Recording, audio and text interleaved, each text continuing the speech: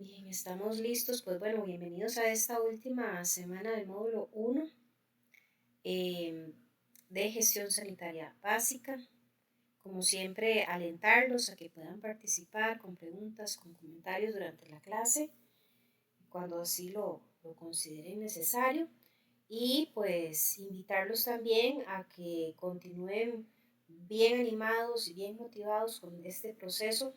Me parece que ya a estas alturas de pronto ya hay un nivel un poco más de confianza, de tranquilidad en el proceso, en el manejo de la plataforma, así que eso es un gran paso para este, este proyecto, ¿verdad? Que ustedes iniciaron hace ya pues un mes.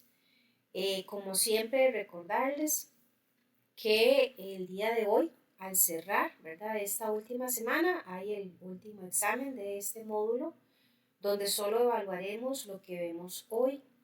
Cuando ustedes pues tengan a bien hacer el examen dentro del tiempo establecido, que es de entre hoy y hasta el próximo lunes al mediodía, en el momento en que ustedes completen la prueba, ya van a poder verificar la nota final del módulo. Muy importante, recordemos que así hayamos salido un poquito bajos en un examen, no necesariamente eso determina que perdamos el módulo. Recuerden que es la suma de los 4 exámenes lo que va a determinar si ustedes lo aprueban o no. Y que pasamos con una nota mínima de 70. Ahora, para los compañeros que no logren este mínimo y alcancen notas dentro del rango de 60 y 69, todavía tienen el chance de solicitarle al servicio al cliente un examen de ampliación que tiene un costo, ¿verdad? Todo eso obviamente lo tendrán que tramitar con los compañeros de servicio al cliente. Y si hubieran personas que obtuvieran notas inferiores a 60, ahí sí les correspondría volver a repetir el módulo por completo. También importante, ningún módulo es requisito del otro. Entonces, si alguien de pronto perdió este módulo, puede continuar con los siguientes sin ningún inconveniente y hacer bien sea la ampliación o la reposición según sea el caso cuando ustedes lo deseen, porque sabemos que obviamente todo esto representa un gasto adicional, pero todo eso lo pueden gestionar con servicio al cliente. Bien. Me confirman tal vez con un dedito arriba si estamos viendo sin ningún problema la pantalla que estoy compartiendo. Okay, gracias, excelente, muy amables. Bien, la semana anterior desarrollamos los temas de productividad, filosofía de las 5 S y también cómo se puede implementar un programa de 5 S. Para el día de hoy vamos a conocer bastantes conceptos, todos relacionados con la salud ocupacional, un poquito sobre los riesgos de la salud ocupacional, o bueno, más bien que se manejan dentro del ámbito de la salud ocupacional, los equipos de protección personal, por sus siglas EPP, y cerramos con el tema del fuego, que dicho sea de paso, para este último temita hay un video adicional ya disponible en plataforma, para que ustedes por favor, una vez finalizada la clase, procedan a ver ese video. Y de esta manera, pues sí estaríamos cubriendo, ¿verdad? La totalidad de los temas para el día de hoy. Bien, empezamos por el concepto de seguridad. ¿Qué es eso? Bueno, eso es la ausencia del riesgo o también podemos decir que es la confianza que tenemos en algo o en alguien. Ahora, indiferentemente, ¿verdad? De la percepción que nosotros tengamos, hay un concepto universal de seguridad. Y en las diferentes empresas y áreas de trabajo en las que nos desenvolvemos, la seguridad es súper necesaria. Así que vamos a decir que la seguridad es el estado de bienestar que percibe y disfruta el ser humano. También tenemos la higiene de trabajo. Estos son normas y procedimientos que se enfocan en proteger la integridad física y mental de las personas que trabajan. Se busca con esto preservar de cualquier riesgo a la salud que forme parte inherente a las tareas que se realizan en los diferentes puestos de trabajo. La salud, por su parte, ¿verdad? Es el completo estado de bienestar físico, mental y social. O sea, no podemos decir solamente que alguien tiene salud porque no tenga una enfermedad o porque no tenga algún daño, porque la salud es sumamente integral. Vean que cubre la parte física, la parte mental y la parte social. Puede hacer que yo físicamente esté bien, que mentalmente esté bien, pero que en la parte social no ande muy bien, que tenga conflictos con el jefe, con compañeros, y ya solamente ese aspecto me hace no disfrutar de la salud plena. La OPS establece que la salud es un derecho. Luego tenemos el trabajo, que es toda actividad básica y es exclusiva del ser humano, a través de la cual se pueden desarrollar relaciones con la naturaleza, que es transformada, y al mismo tiempo el ser humano también experimenta transformación. ¿Por qué? Porque cuando realizamos labores estamos generando un cambio, ¿verdad? En algún producto, en algún proceso, en algún servicio.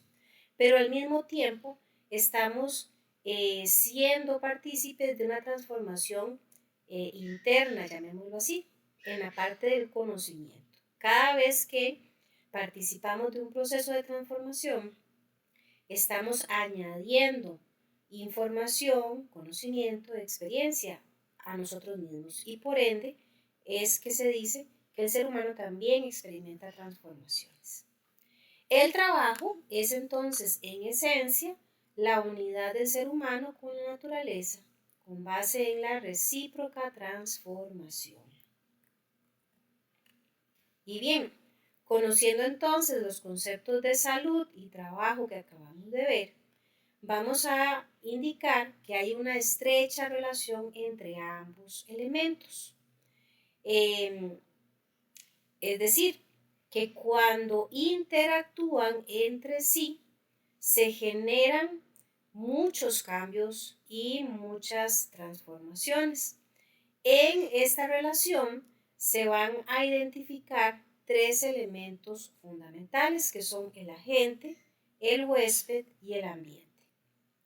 ¿Quién es el agente o qué es el agente? Bueno, son todos los elementos del trabajo que son capaces de ocasionar algún daño ocupacional. De hecho, existe una clasificación, como vemos en pantalla. Podemos hablar de agentes físicos, que es la temperatura, la humedad, la radiación, el ruido o la iluminación, que está presente prácticamente en todo lugar. También hay agentes biológicos, hacen referencia a virus, bacterias o bien también los hongos. Agentes químicos como el polvo, la niebla, el vapor, el humo. Agentes psicosociales, la inadaptación al trabajo, la deshumanización del trabajo, la inestabilidad laboral o salarios inadecuados. También están los agentes mecánicos, que son todas esas partes móviles de las máquinas, como engranajes o bandas transportadoras. Y agentes de superficie, que hacen referencia a lo que vimos las 2 semanas anteriores, temas de orden, limpieza, el manejo de herramientas, accidentes de trabajo, eso hace referencia a los agentes de superficie. El segundo elemento es el huésped, que somos nosotros como personas que desarrollamos distintas labores en un ámbito. Nosotros estamos expuestos a múltiples riesgos. Luego tenemos el ambiente como tercer elemento, que es el lugar, el espacio, ¿verdad?, donde se relaciona el huésped con el agente. O sea, es el lugar de trabajo que tiene condiciones físicas, materiales y psicosociales muy particulares. Otros conceptos también importantes son el accidente y el incidente. A veces tiende, ¿verdad?, a creerse que son sinónimos y no son. El accidente es un suceso que no planeamos y que tampoco deseamos, pero que cuando se manifiesta provoca un daño, una lesión o cualquier situación que es negativa y que puede afectar no solamente a las personas, a los sujetos, sino también inclusive al entorno. Y luego tenemos los incidentes, que son acontecimientos repentinos que tienen lugar en un espacio de trabajo, que representan un peligro potencial y que pueden generar un accidente. Entonces, dicho esto, podríamos perfectamente decir que generalmente, no es una regla, pero generalmente primero se dan los incidentes y si estos no se atienden, se genera el accidente. Entonces, el accidente hay una afectación directa, un daño, ¿verdad? Algo negativo que se manifiesta. El incidente es algo que ocurrió, pero que no genera un daño. Y a mí me gusta dar el siguiente ejemplo. Yo puedo estar caminando por un pasillo donde hay alguna filtración de agua en el piso, tal vez por una gotera, y yo puedo resbalarme, pero no pasa nada. El resbalón en sí es un incidente, ¿verdad? Yo mantengo el equilibrio, fue nada más el susto y eso fue todo. Pero cuando no solo a mí me pasa, sino que a varias personas que transitan por el mismo lugar también, es muy probable que tarde o temprano, si no se limpia, ¿verdad?, ese reguero, una de tantas personas no va a tener un incidente, un simple resbalón, sino que ese resbalón va a terminar en una caída, que va a generarle una quebradura, un raspón, un golpe fuerte y ya eso es un accidente. Los accidentes representan un costo para las empresas y para quienes los sufren. Estos costos se pueden clasificar en dos, tanto costos directos como indirectos. Los directos es porque hay una afectación en temas de salario, gastos médicos, en paro de labores, en daños materiales o en atención especializada. Y costos indirectos, cuando estamos refiriéndonos a un costo de producción, el tiempo en familia que se ve afectado, las demandas que perfectamente se generan acá cuando se evidencia que tal vez el espacio donde se generó el accidente no era el óptimo. Costos comerciales y daños a la imagen. O sea, en resumen, a nadie le sirve que hayan accidentes, ni a la empresa ni a quienes lo pueden padecer. La salud ocupacional, entonces, vamos a decir que es el conjunto de disciplinas, de técnicas y de medidas que la empresa realiza para alcanzar el mayor bienestar de los trabajadores. La salud ocupacional debe entenderse como un conjunto de programas, de actividades y de medidas que tienen por objeto concientizar y motivar a la empresa y a los trabajadores a crear condiciones para asegurar que el trabajo humano se desarrolle en condiciones seguras para la salud de los trabajadores. La finalidad es ubicar y eliminar cualquier condición que genere un riesgo. Eso es la salud ocupacional. De hecho, en muchas empresas, generalmente las que son grandes, tienen un departamento de salud ocupacional donde hay colaboradores que constantemente tienen que identificar cualquier posible condición de riesgo y buscar una solución. Desde mejoras, cambios, capacitaciones, investigación, todo con el ánimo de que se resguarde la vida, la salud y la integridad de las personas en todos los sentidos.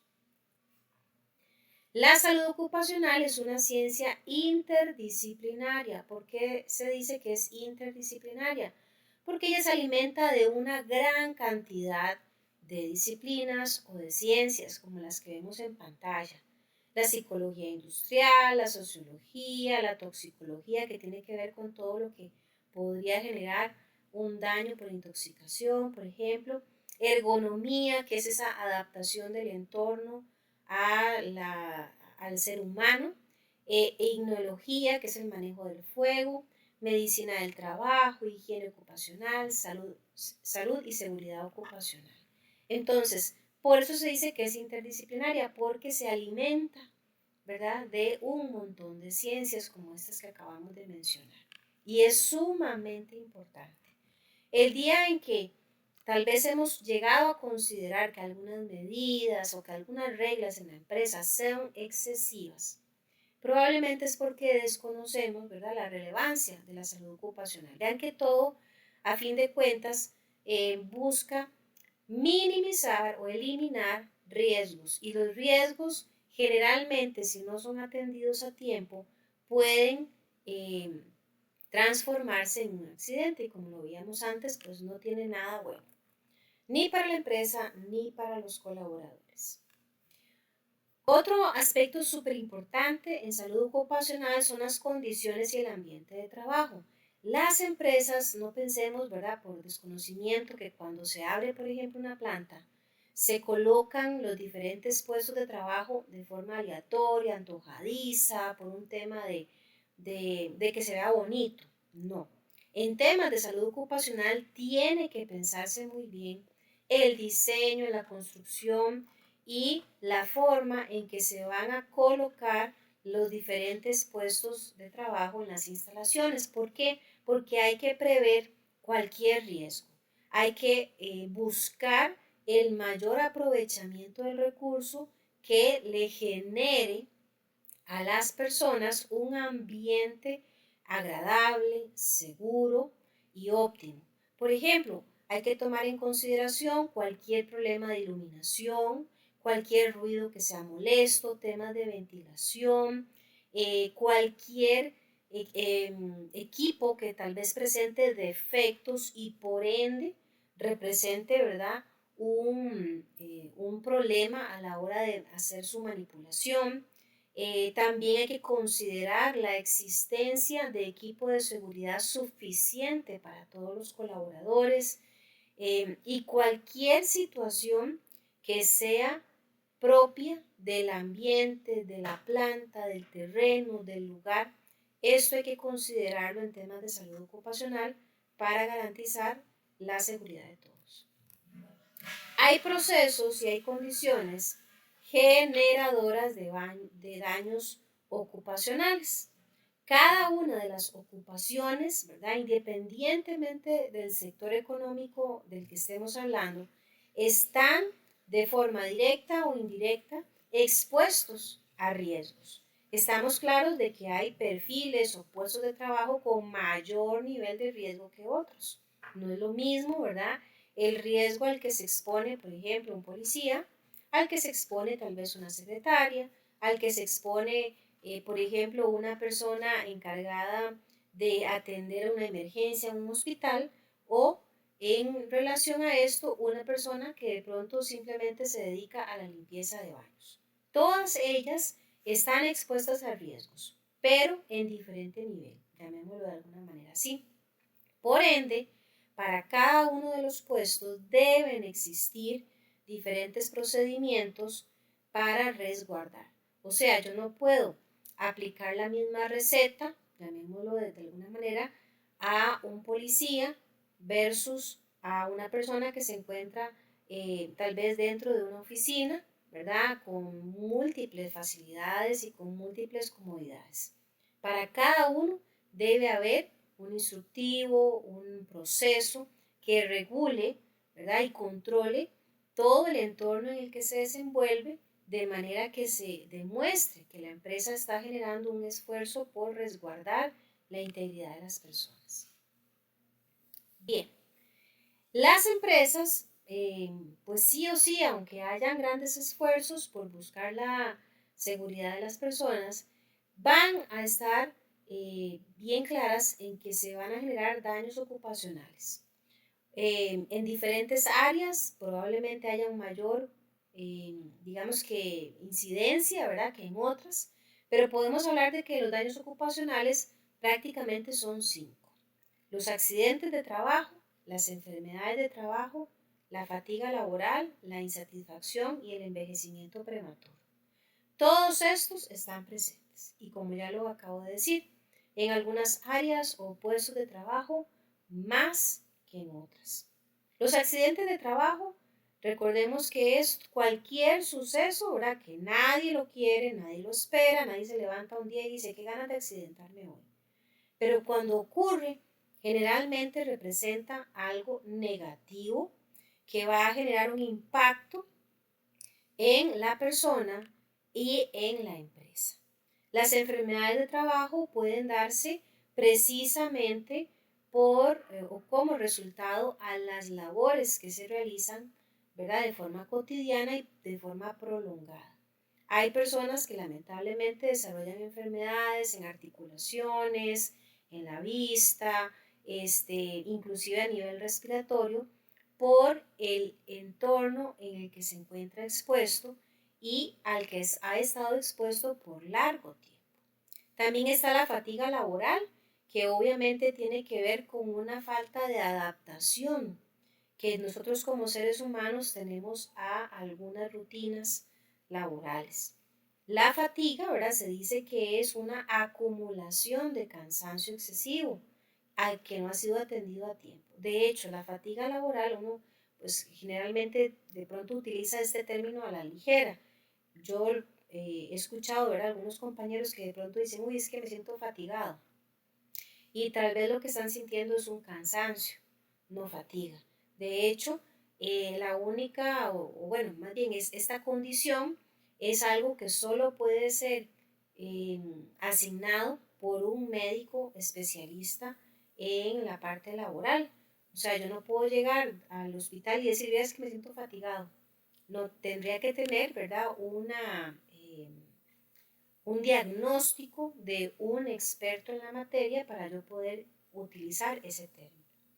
La insatisfacción es una alteración psíquica, ¿verdad? Que creo que, bueno, por lo menos yo lo he vivido y conozco mucha gente que lo ha vivido, bastante común hoy en día, y es cuando simplemente, pues, uno como ser humano a nivel mental no se siente a gusto, ¿verdad? En el lugar donde está. No de pronto no hay una buena condición, ¿verdad? A nivel emocional acerca del entorno, tal vez de las tareas que realizo. Y esto termina siendo un daño ocupacional. ¿Por qué? Porque una persona insatisfecha es una persona de alto riesgo en cuanto a la generación tal vez de errores.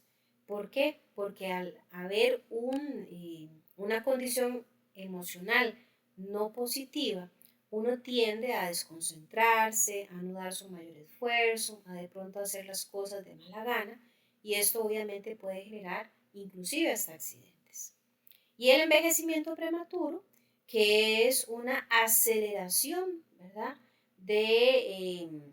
Llamémoslo de alguna manera, de un desgaste a nivel psicológico, físico y social que sufren algunas personas por ciertos trabajos que realizan. De hecho, está demostrado que generalmente cualquier trabajo que se haga en la noche, noche y hablo noche madrugada, este tipo de trabajos, este tipo de horarios de trabajo más bien, son los que propician un mayor envejecimiento prematuro. ¿Por qué? Porque el cuerpo humano está diseñado para dormir de noche, no para trabajar.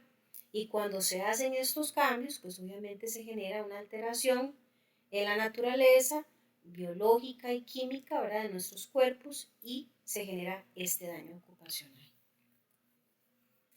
Hay una diferencia o hay diferencias, ¿verdad? Importantes acerca de estos dos conceptos que hemos desarrollado, el accidente y la enfermedad.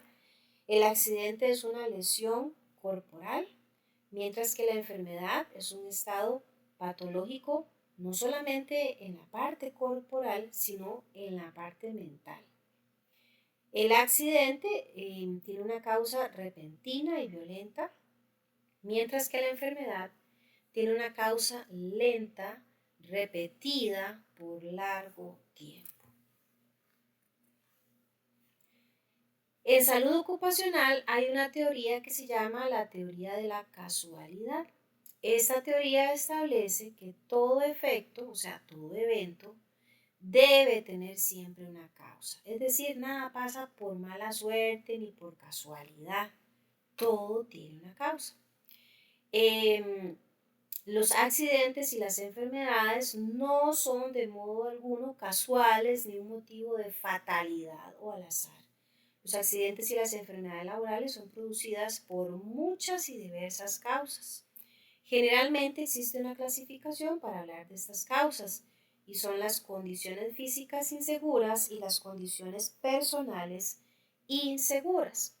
La primera, la condición física insegura, quiero que vean la imagen que está a un lado. Son circunstancias físicas que pueden causar una lesión o una alteración a la salud. Si prestamos atención a la imagen, ahí tenemos un espacio, ¿verdad?, físico, donde hay muchos cables, pero también se identifican niveles bastante preocupantes de humedad, de polvo, de suciedad, y esto obviamente es, como dicen, una bomba de tiempo. Eso es una condición física insegura, que si no se atiende, que si no se resuelve, en cualquier momento puede ocasionar un daño desde un incendio, un cortocircuito, un daño a los sistemas, una afectación, una electrocutación, ¿verdad? A las personas que de pronto estén por ahí cerca. Y también tenemos las acciones personales inseguras, que son todas las conductas que nosotros como seres humanos vamos a tener eh, en algún momento y que por una falta, ¿verdad?, de objetividad, de responsabilidad, se genera un daño. Si vemos la imagen, en este caso, una persona que está intentando llevar una cantidad de cajas excesivas, ¿verdad?, en una de estas carretillas que sobrepasa la capacidad de lo que uno como ser humano puede manejar. Entonces, al momento de hacer el movimiento de esta carga, obviamente pueden ocurrir daños, no solamente a los productos que están dentro de las cajas, sino a la persona que está moviendo la carretilla y a cualquier otro que esté cerca. Entonces, la teoría de la casualidad lo que nos dice es que todo tiene una causa, no es mala suerte, no es que el universo está contra mí, ¿verdad? Sino que generalmente hay un asunto físico, una condición física que no fue atendida a tiempo o una conducta inapropiada de nosotros como colaboradores. Luego tenemos acá, ¿verdad?, a modo de ir generando las diferencias en los conceptos que vamos desarrollando, un cuadrito comparativo entre lo que es el peligro y lo que es el riesgo, que son dos cosas distintas. El peligro, pues generalmente tiene una fuente y damos como ejemplo un piso resbaloso. El riesgo es la probabilidad de que ese piso resbaloso, al momento de que alguien pase por ahí, tenga una caída, ¿verdad?, y se genere un daño. Entonces, el peligro es la presencia, ¿verdad?, o la situación que puede ocasionar un daño. El riesgo es la probabilidad de que el peligro se materialice. Luego tenemos una situación en el caso del peligro, que son trabajos con la proyección de partículas calientes, por ejemplo, cuando se hace soldadura, ¿verdad? O de pronto tal vez con algún, ¿cómo se llama esto? Estos aparatos, se me fue el nombre, ahí me disculpan, que es para cortar metal, ¿cómo se llaman? Bueno, se me fue el nombre. El metao, profesora. Eso mismo, ve, y estaba cerquita, gracias compañera. Con gusto. Gracias. El metao, ¿verdad? Que cuando se está utilizando, obviamente genera un montón de micropartículas que salen a alta velocidad. Eso es un peligro. Ahora, si una de esas partículas calientes cae, digamos, sobre la piel, pues ahí eso representa un riesgo. ¿Por qué? Porque va a generar una cortadura o una quemadura. Y también tenemos un acto, el de abajo, que dice, en el caso del peligro, Manipular un tablero eléctrico con las manos húmedas. Eso es un peligro. ¿Qué sería el riesgo?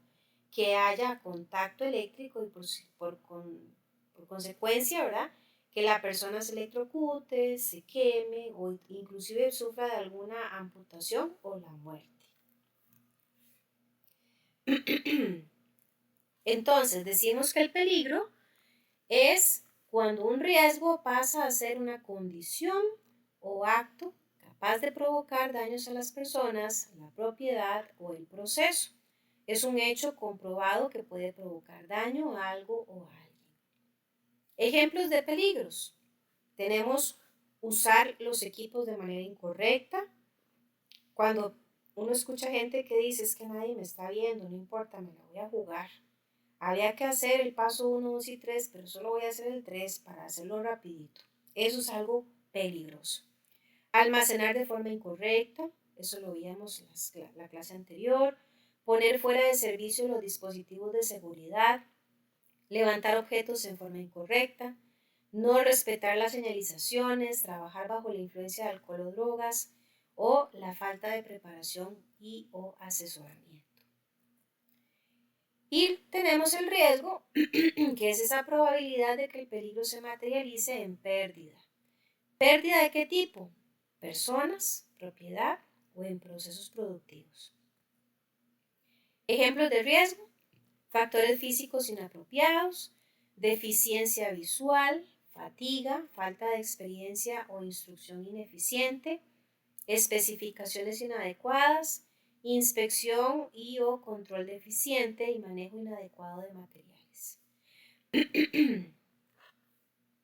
Y aquí, ¿verdad? Como dato curioso, podemos decir que algunas reglas básicas de seguridad son cuidar nuestras manos cuando las máquinas estén en movimiento, concentrarse en el trabajo y evitar distraerse con los compañeros o distraer a los compañeros que están ocupados. No operar equipos que se desconocen. Cuando alguien por ahí dice, ay, qué ganas de intentar manejar esa máquina, todavía no he llevado la capacitación, pero se ve tan fácil, no, ¿verdad? Tenemos que tener mucho cuidado con esto. Mantener el área de trabajo limpia y ordenada, súper importante. Si hay alguna duda acerca de las actividades que se están realizando, hay que preguntar, hacer la consulta, no quedarse callado. Y si hay algún equipo que está funcionando mal, pues obviamente levantar mano, avisar inmediatamente para que se pueda intervenir y que esto no genere pues una situación que lamentar. Y vean qué bonita esta imagen alusiva a 4 de los conceptos vistos: condición insegura, acto inseguro, incidente y accidente.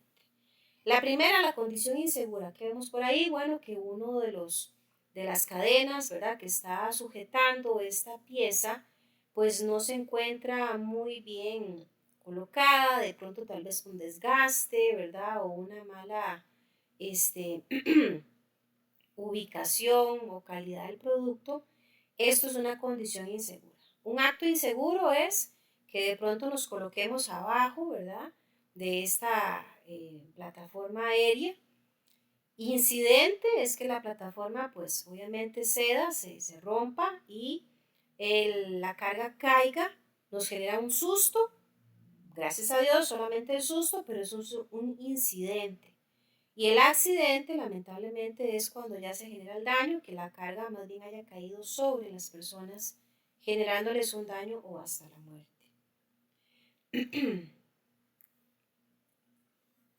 Bien, antes de pasar al siguiente punto, abro aquí un paréntesis para saber si hay alguna pregunta o alguien quiere hacer algún aporte. Aquí es súper válido si alguien quiere compartir alguna situación, experiencia vivida o que haya sido observada, ¿verdad?, por ustedes, precisamente por una de dos, o por el buen manejo de salud ocupacional o por una falla en salud ocupacional. ¿Alguien ha vivido, experimentado o conocido algún caso?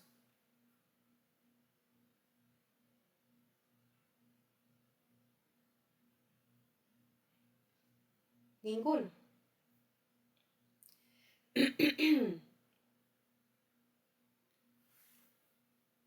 Ok, me confirman si estamos claritos con lo que hemos visto hasta el momento, muchachos y muchachas. Antes algunos levantaron ahí la confirmación. Gracias, gracias, excelente.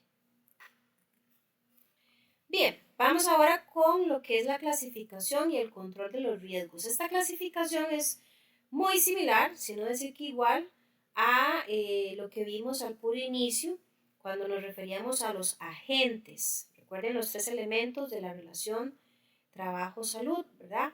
Que era agente, el ambiente y también ay, se me fue la palabra, agente, ambiente y el huésped. El agente también podríamos definirlo como riesgos, ¿verdad? Pero en este caso particular vamos a decir que los riesgos pueden ser físicos, químicos, biológicos, mecánicos, eléctricos, fisiológicos y sociales.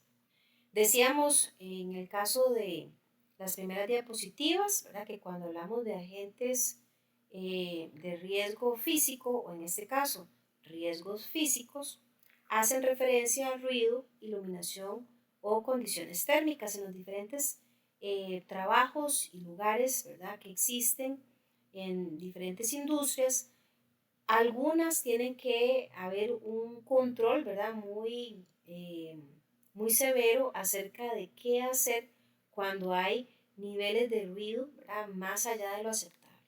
No es lo mismo, decía hace un rato, trabajar en una oficina con full aire acondicionado, con full comodidades, a estar en una planta, por ejemplo, donde hay constantes ruidos, golpeteos, alarmas, sonidos fuertes. Estos son riesgo, obviamente, a la salud. También el tema de la iluminación, y aquí hay que ver los extremos, o mucha iluminación o falta de iluminación. La parte técnica también se ve en los extremos, lugares donde, por ejemplo, hay, cámaras de refrigeración. Permítanme un segundito para tomar un poquito de agua.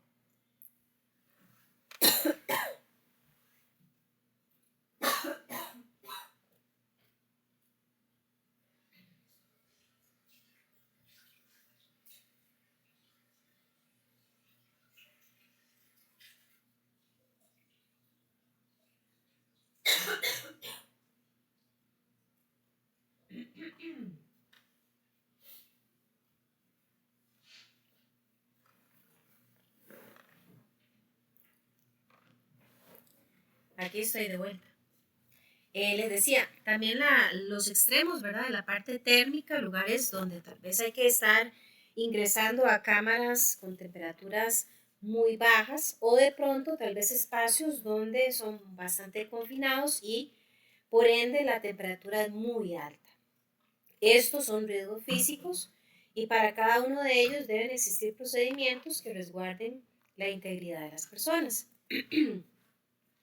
También están los riesgos químicos, que es cuando estamos expuestos a entornos donde hay niveles bastante significativos, tal vez de polvo, de neblina, humo, gases o vapores. Todos estos sí o sí van a afectar o pueden afectar, ¿verdad? Las vías respiratorias, también la parte visual, inclusive dependiendo del escenario, hasta generar algún tipo de quemadura o de alergia. Los riesgos biológicos, que obviamente pues estamos haciendo referencia a microorganismos que están presentes en diferentes procesos, que se reproducen y que si entran en contacto con los seres humanos, obviamente pueden desencadenar enfermedades infecciosas o parasitarias. Hacemos referencia en este caso a bacterias, protozoos, virus, hongos o parásitos. También están los riesgos mecánicos, que generalmente aquí estamos, digamos, considerando cualquier lesión que una persona podría sufrir cuando está manipulando una máquina, una herramienta, una pieza, ¿verdad? Que por desconocimiento o bien por una falta de cuidado podría representar un problema serio. Específicamente, ¿verdad? Podríamos mencionar el riesgo de atrapamiento, de aplastamiento, de cizallamiento, riesgos por sólidos o por líquidos. Y es muy triste, pero en este caso particular hay una alta tasa de accidentalidad mortal. También están los riesgos eléctricos, como lo dice el nombre, pues es cualquier exposición a fuentes de electricidad que obviamente si no se toman los cuidados, si no se tienen los equipos de protección adecuados, pueden terminar generando, como ya lo había mencionado, quemaduras, amputaciones o hasta la muerte. Los riesgos fisiológicos también se les llaman riesgos ergonómicos y estos involucran, ¿verdad?, todos aquellos agentes y situaciones que tienen que ver con la adecuación del trabajo o de los elementos del trabajo a la fisionomía humana. Por ejemplo, nosotros estamos, ¿verdad?, digamos que muy expuestos en lo que es industria médica, en algunos puestos, a pasar por muchas horas bien de pie o sentados. Y para los extremos siempre se pueden generar más bien algún daño, ¿verdad?, a la salud. Ni es bueno estar largas horas de pie de forma muy estática, ¿verdad?, sin movimiento, ni es bueno estar muchas horas sentado, porque pues nuestro cuerpo obviamente necesita circulación, necesita movilidad para que todo esté funcionando correctamente.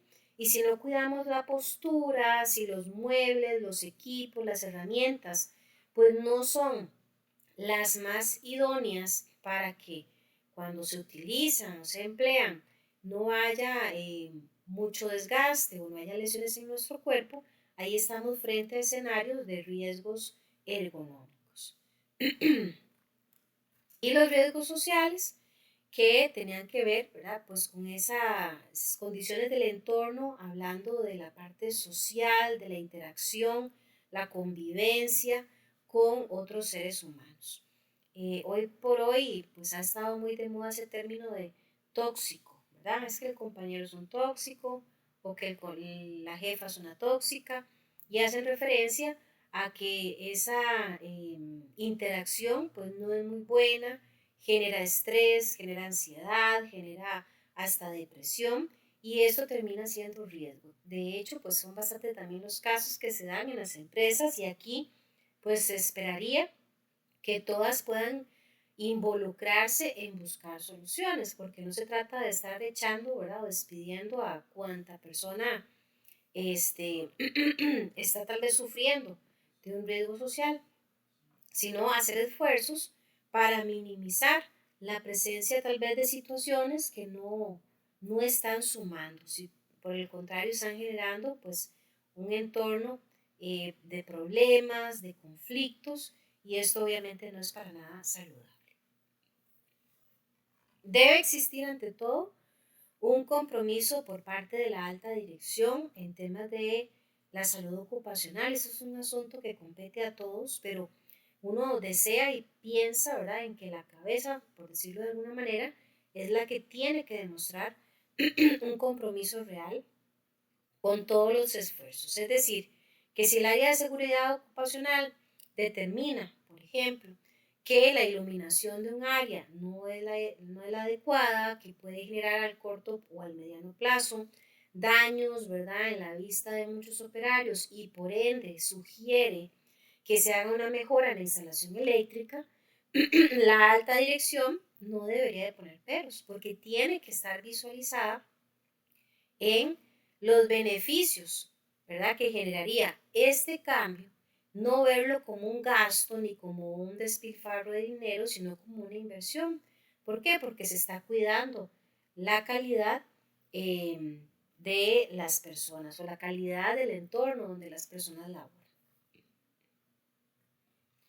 Bien, otro aspecto súper importante en salud ocupacional, y hablábamos que son todos esos esfuerzos por garantizar la protección de las personas, es la señalización y la rotulación. En todas las empresas vamos a encontrar señalización, tanto aérea como, bueno, más bien vertical como horizontal. Vamos a encontrar diferentes rotulaciones y todas estas, ¿verdad? Responden a normas oficiales en cuanto a la utilización de colores y simbologías que son universales.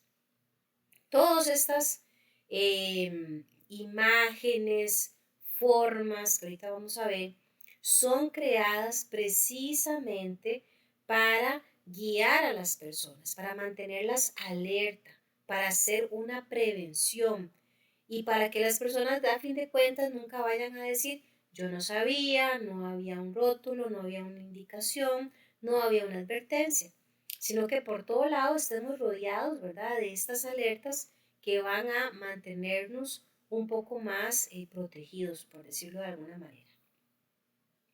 Las señalizaciones no solamente son visuales como los vemos en pantalla, ¿verdad?, que hacen alusión a estos colores que son digamos que presentes, por decirlo de alguna manera, pero no son los únicos.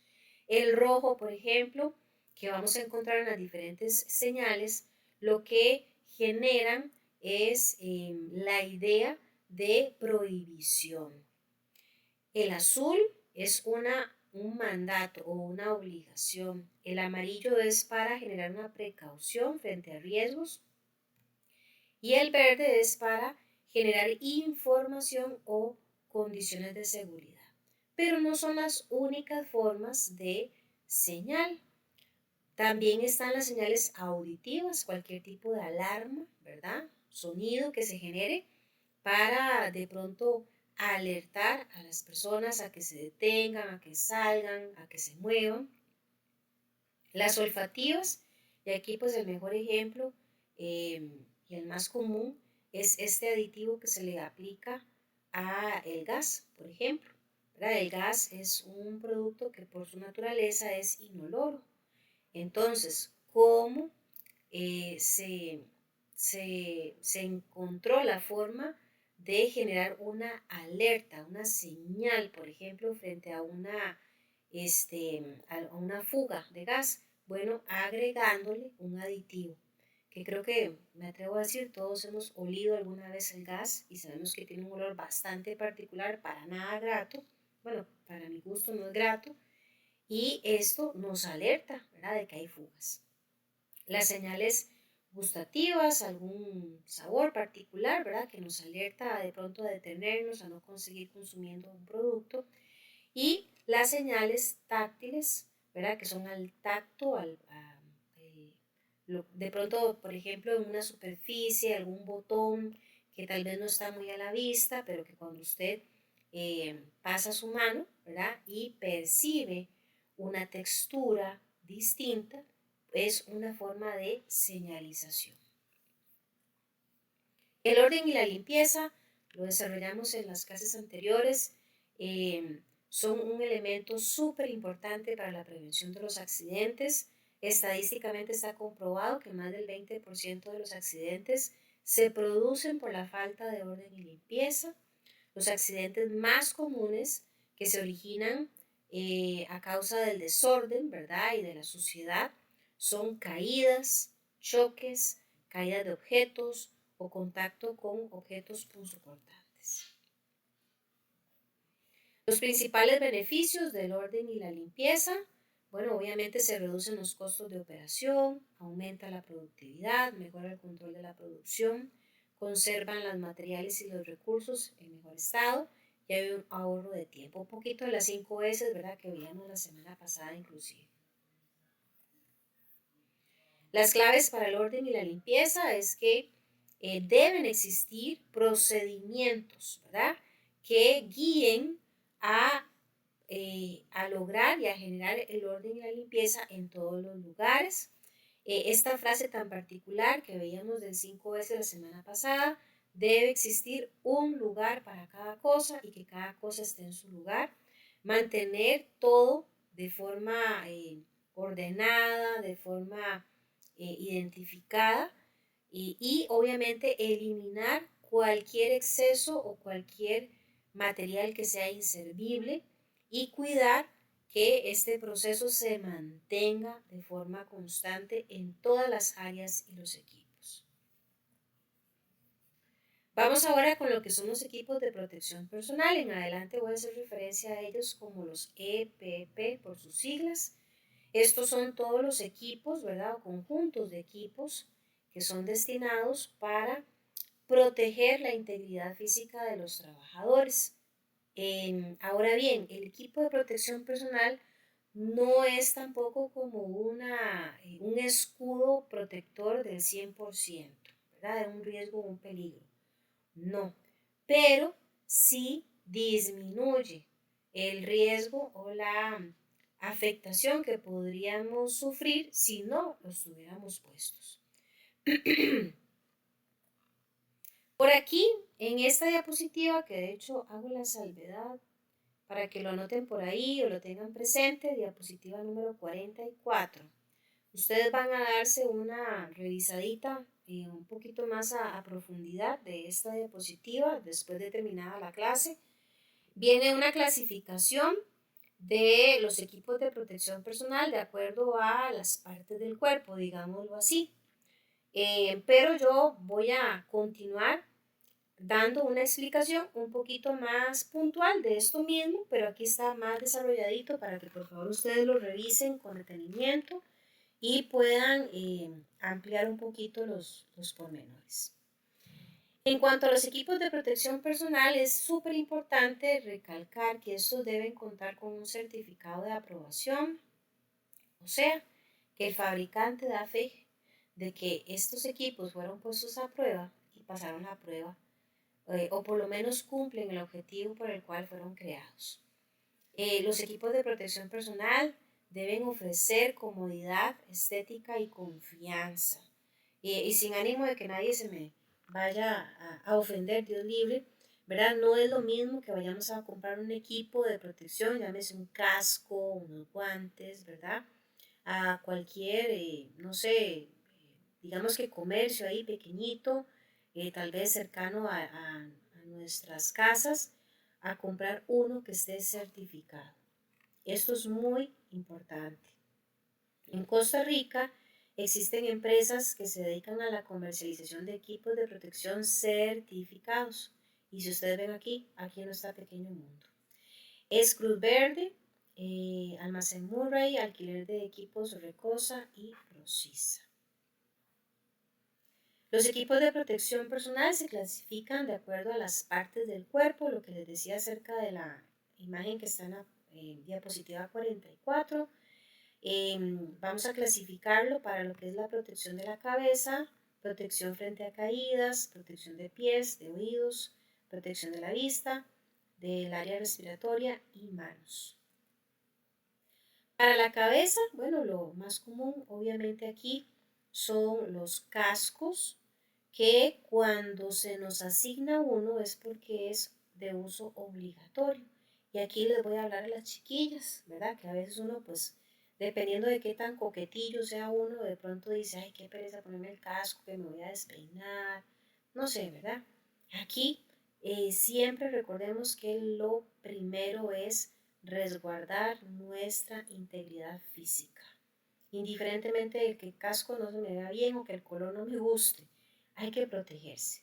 Porque inclusive lo vamos a ver más adelante en otros módulos, es un tema de obligación y está respaldado por la ley. En el momento en que una persona, por la razón que sea, omita hacer uso del equipo de protección personal que se le asignó y sufre un accidente, automáticamente el patrón queda libre de responsabilidad. ¿Por qué? Porque el que incumplió fue el trabajador, no el patrón. Así que en el caso de los cascos, obviamente estos deben ser usados de forma obligatoria cuando se nos lo indique. Generalmente estos cuentan, ¿verdad?, con un barbiquejo, que es esa cinta o esa pieza, ¿verdad?, que permite, digámoslo así, fijar el casco con la barbilla. Esto nos va a proteger de cualquier golpe contra objetos, contra caídas de objetos o materiales, ¿verdad? Inclusive si estuviéramos en contacto con fuentes eléctricas, químicas o físicas o caídas en general. Los cascos van a proteger nuestra cabeza y son bastante funcionales cuando se utilizan de forma correcta. Los equipos de protección que se pueden utilizar frente a posibles caídas o a labores que realizamos a cierta altura, ¿verdad?, específicamente superior a 1,80, son los cinturones de seguridad, arneses, líneas retractables, cables de seguridad o también barandas, andamios, escaleras, ¿verdad? Este tipo de instrumentos o de equipos deben ser utilizados de forma correcta cuando estemos haciendo las labores que así lo ameritan. Nosotros como seres humanos fallamos muchísimo, muchísimo en lo que es la confianza. Cuando uno escucha gente que dice, yo tengo años haciendo esto, nunca me ha pasado nada. Y por eso a veces dicen, voy a omitir ponerme el arnés o me lo voy a poner a medias. Y lamentablemente cuando la gente sufre caídas mortales, generalmente es porque no se colocó bien el equipo. ¿Por qué? Por esos excesos de confianza. Por eso de decir, no me ha pasado nada, ya no me va a pasar nada. No lo sabemos. Así que los equipos de arneses o andamios por el que se utilice, ¿verdad?, para labores a alturas significativas, deben ser colocados por completo. Que puede ser aburrido, que puede llevarnos mucho tiempo ponernos todo esto, el montón de hebillas y amarres. Bueno, es mejor dedicarle este tiempito, colocárselo bien y saber que frente a un resbalón vamos a estar protegidos. También están los equipos de protección para los pies, ¿verdad? Lo que llamamos calzado, bueno, muy comúnmente se le llama punta de acero, pero no son los únicos. Este tipo de calzado específico, ¿verdad?, para áreas o labores donde hay riesgo este, de algún majón, de algún golpe, ¿verdad?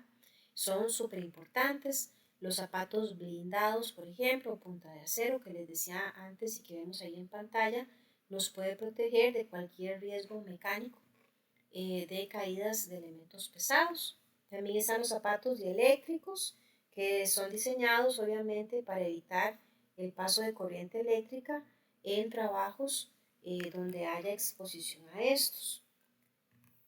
También está el equipo de protección auditiva, que se debe utilizar para protegernos frente a exposiciones de niveles de ruido superiores a los 85 decibeles. En este caso, ¿verdad?, hacemos referencia a lo que son las orejeras o los tapones o cualquier otro dispositivo similar. En el caso de las orejeras, como vemos ahí en pantalla, pues es un casquete que cubre la oreja, que se adapta a la cabeza por medio de almohadillas blandas, generalmente rellenas de espuma plástica o líquido, y estas pues absorben bastante el sonido. Los tapones auditivos son protectores también auditivos, pero esos se introducen en el canal auditivo, o sea que tienen una mayor cobertura. Aquí hay dos cosas importantes a resaltar. En el caso de los tapones auditivos que vemos en pantalla, son de uso personal, no se prestan. Y dos, la mejor protección auditiva que podríamos utilizar es una mezcla de estos tapones junto con la orejera, dependiendo, ¿verdad?, de ese ruido al que se pudiera exponer. El equipo de protección facial nos va a proteger tanto los ojos como la cara en general. Si estuviéramos en alguna espacio donde haya partículas proyectadas, fuentes de calor, radiaciones o fuentes químicas. Aquí también podemos agregar lo que son los anteojos de seguridad, como vemos en pantalla, y siempre me gusta hacer la salvedad. Esto es para proteger pues nuestros ojos, obviamente, de cualquier partícula, inclusive dependiendo del caso, de gases eh, que pudieran ser nocivos, ¿verdad?, para nuestra visión. Y cuando hablamos de anteojos de seguridad, los lentes medicados o esos que compramos en farmacia no sustituyen estos. Hace unos meses atrás, cuando estaba dando esta clase, uno de los chicos que estaban participando me compartía que en la empresa donde él trabaja sí autorizaban el uso del lente óptico o el que compramos en ópticas, para que me entiendan, ¿verdad?, como forma de protección. Y me decía que le agregaban, perdón, ¿cómo decirlo? Como un accesorio, ¿verdad?, que cubría los costados. Pero bueno, yo le dije, bueno, y si la empresa la autoriza, ya eso es cuestión muy, muy particular de ese negocio. Pero según la salud ocupacional, no debe ser así. Porque a fin de cuentas, a ver, vamos a exponer nuestros lentes, que todos compramos con nuestra plata, ¿verdad?, para ponerlo así en pocas palabras, a un daño por nuestras labores. Yo creo que no se vale, ¿verdad? Me parece que lo correcto y lo justo es utilizar el equipo correcto para esto. Los lentes de protección, por lo menos se recomienda que sean 100% de policarbonato, con un mínimo de 3 milímetros de espesor, que sean antineblina, antirrayaduras y antiestáticos. También están los equipos de protección respiratoria. En este caso específico, ¿verdad?, las mascarillas, que nos van a proteger de inhalación de polvo, agentes diluyentes o aditivos o cualquier producto o elemento químico nocivo pues para nuestra respiración. Estos tienen diferentes filtros dependiendo del tipo de exposición al que nos encontremos. Por ejemplo, las mascarillas antihumos para labores de soldadura, como las que vemos en pantalla, mascarillas antigas, que ya son muchísimo más complejas, ya que tienen bastantes filtros y además son capaces de purificar el aire. Y luego tenemos los equipos de protección para manos, lo que son los guantes. En este caso, como vemos en pantalla, guantes de cuero que pueden protegernos de quemaduras, heridas, escoriaciones, golpes, ¿verdad? Y también los guantes dieléctricos, que están diseñados para protegernos de cualquier daño por la manipulación de energía eléctrica. Finalmente, en cuanto a equipos de protección, están los que pueden proteger el cuerpo o el dorso, ¿verdad? Este tipo de mandiles o delantales, como quieran llamarle, que protege de salpicadura de sustancias químicas o biológicas, ¿verdad?, tanto el tronco, el abdomen como las piernas del trabajador. Todos los puestos de trabajo de una u otra manera, ¿verdad?, van a estar expuestos a diferentes riesgos y dependiendo del riesgo, así será el equipo de protección personal que deban utilizar. Hay labores que tienen exposición a suciedad, a niveles muy fuertes, llamémoslo así, de polvo, de humos, y cada una de estas debe ser valorada de forma específica. No podemos, decía hace un rato, darle la misma medicina a todos por igual. Bien, vuelvo a abrir aquí un espacio. Me gustaría saber si hay alguna pregunta o si vamos bien con la explicación.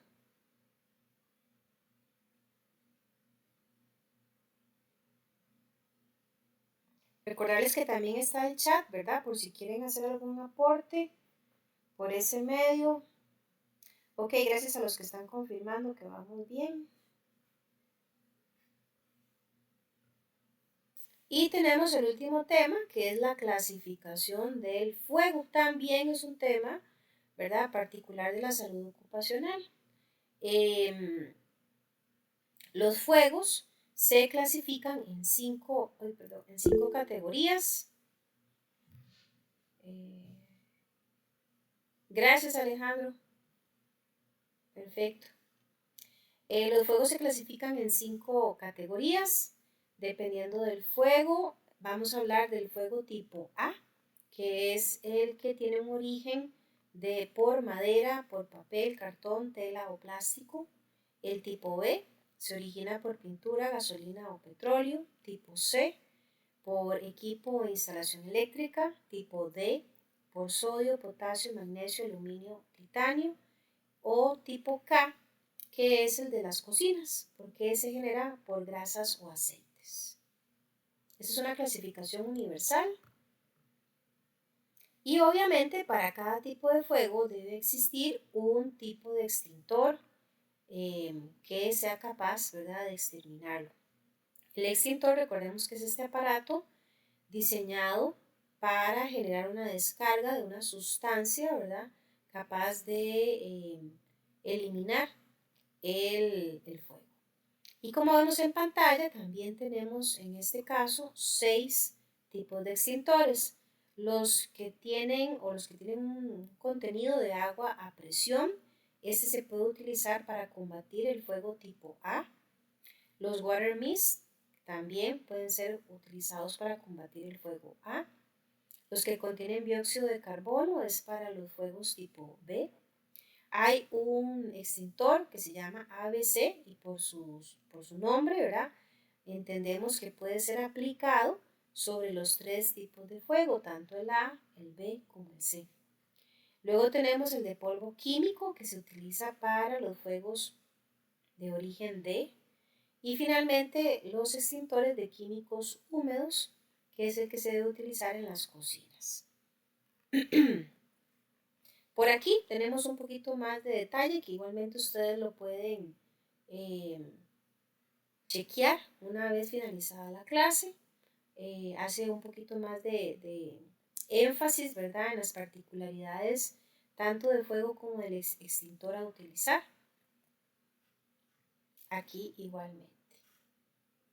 Y quiero hacer una preguntita por acá, interesante.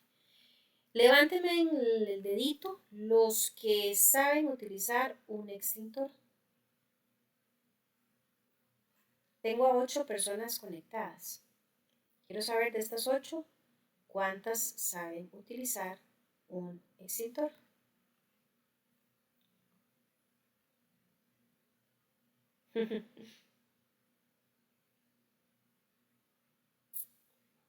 Ok, por aquí ya 3 diciéndome que no, 4, 5, 6. Ok, ya entendí, chiquillos. Bueno, entonces imagínense, ¿verdad?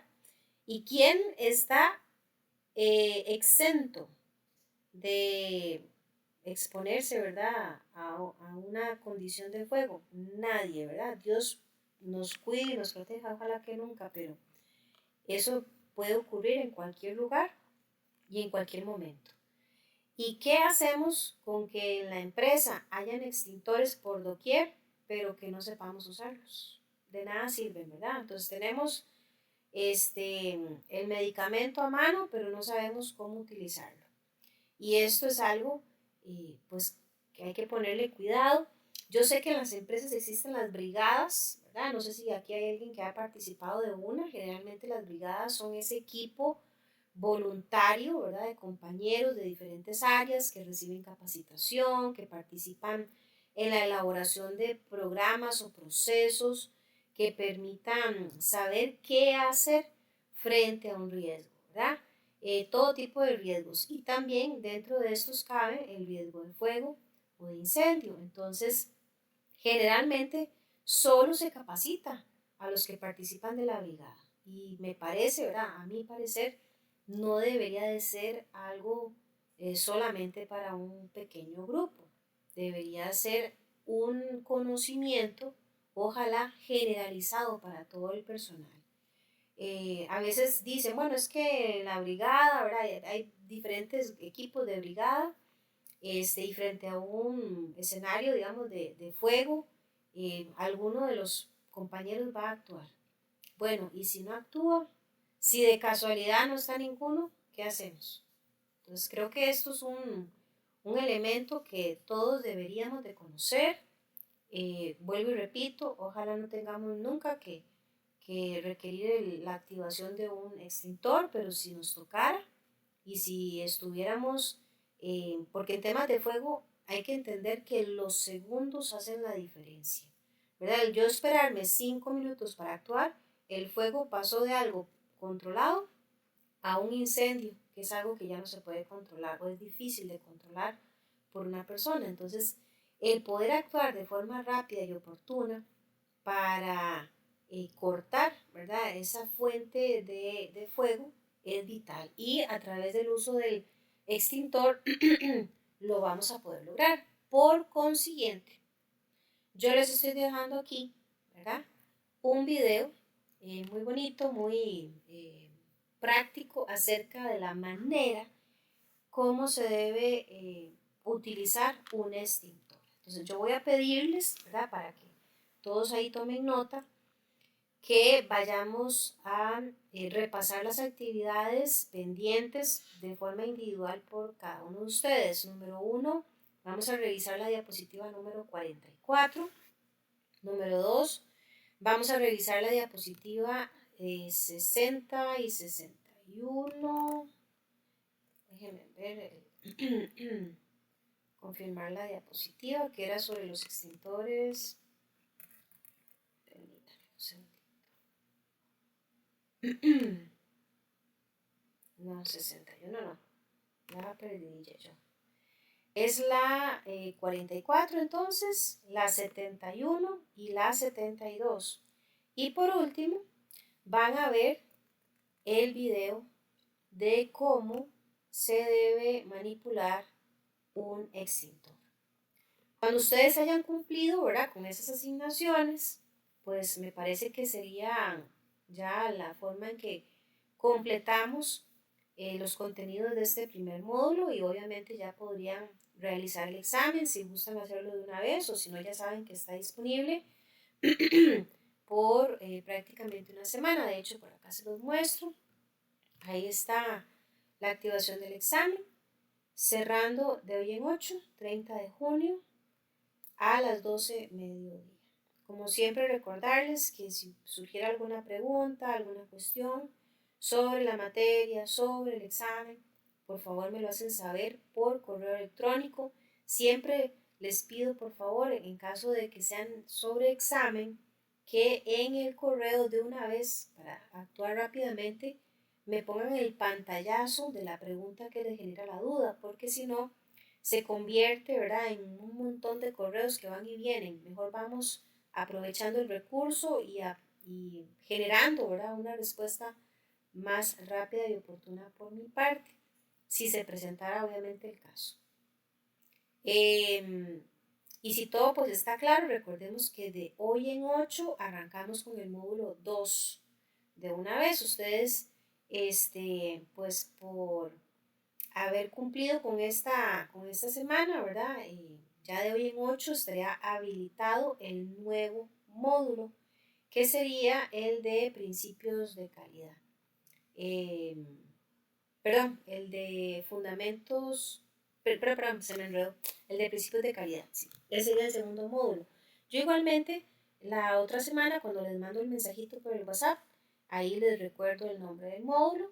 Generalmente estamos ahí manejando, ¿verdad?, el arranque de la clase a las 6:10 para darle chancecito a los compañeros que tal vez vienen llegando del trabajo o se están movilizando. ¿Alguna pregunta, muchachos, muchachas? ¿Algún comentario o aporte que quieran hacer?